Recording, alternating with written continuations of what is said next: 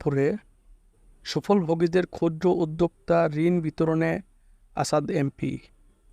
রাজশাহী প্রতিনিধি মোহাম্মদ ফয়সাল হোসেন।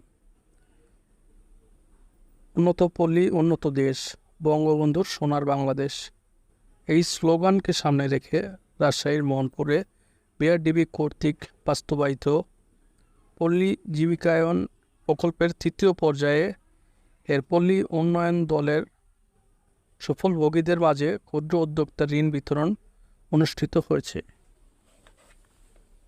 সোমবার 20 মে মোহনপুর উপজেলা হলরুমে নির্বাহী কর্মকর্তা ইউএনও আয়শা সিদ্দিকা এর সভাপতিত্বে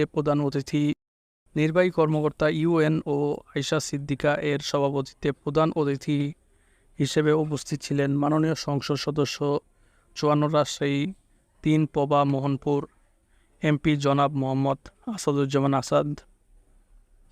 তিনি বলেন, ক্ষুদ্র উদ্যোক্তা ঋণ সুফলভোগীদের পাশে বিআরডিবি আছে। আমি সহযোগিতা করব।